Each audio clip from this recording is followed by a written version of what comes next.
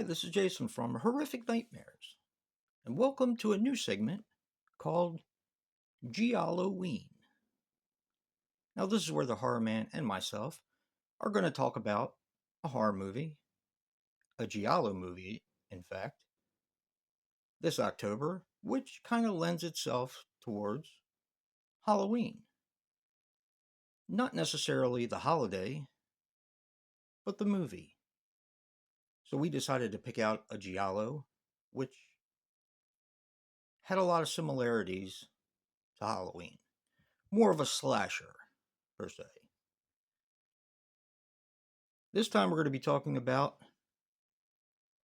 Trauma. Of course, I had to cover part of the cover because I don't want to get flagged.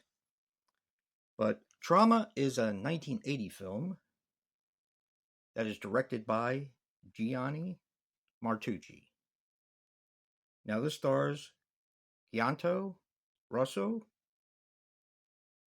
Domitilla Cavazza, and Roberto Passi. Now, how is this like Halloween? Well, this is actually more of a slasher than a giallo. It still is considered by many a giallo, but it definitely took on the tropes that made the slasher movies so popular in the 80s.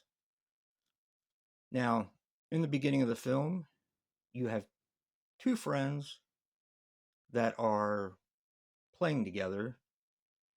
The one friend tells the other friend to climb a tree to get the bird's nest out of the tree, and he doesn't want to do it. And the other kid, of course, manipulates him and says, I won't be your friend or I won't play with you anymore if you don't do it. So he climbs a tree and falls out from a pretty high branch. And the other kid just leaves him there.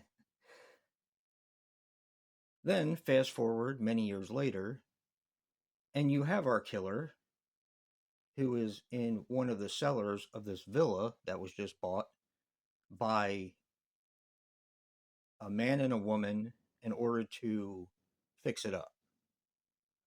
They invite a bunch of their friends there, and when things start to go wrong, it just so happens that they are trapped there and they're not able to leave because the gate is locked now.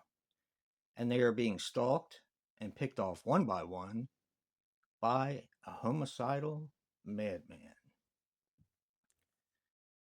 Now, how is this like Halloween? Well, of course, we have the trope, of course, where you're getting picked off one by a killer. This is also like Halloween because you find out the identity of the killer very early in the film. Usually in Giallo, you don't do that.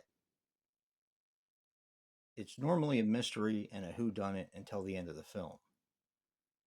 So this one is right in your face, right in the beginning, and you're just waiting for the next shoe to drop, kind of like the movie Halloween. Now, this one has a decent body count. We have several people getting picked off that were there at this villa for the weekend, and a dog, a German Shepherd to be precise. But all in all, this one is a lot of fun, and I think people who are slasher fans would probably enjoy this film. It's very simplistic, it's very to the point, but it works really well as a slasher movie and as a giallo because, of course, it was made by an Italian director. It was made in Italy, if I'm not mistaken, and you have the bladed instrument which he's killing with most of the time. So definitely check this one out. Now, as far as availability goes, this one is not all that available, so you're going to have to seek it out. I was fortunate enough that Joe made this copy for me, so thank you so much, Joe.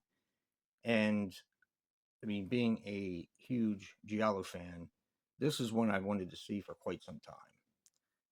Now, you might notice that they kind of misspelled trauma on the front. Well, that's also done in the title card, and it was specified on IMDb in the trivia that it was misspelled. Not sure why they did it. Maybe that's how you spell trauma in Italian. I'm not sure.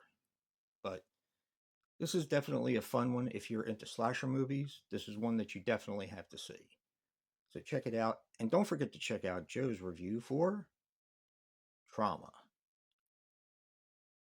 Happy GIALLOween, everyone. Peace.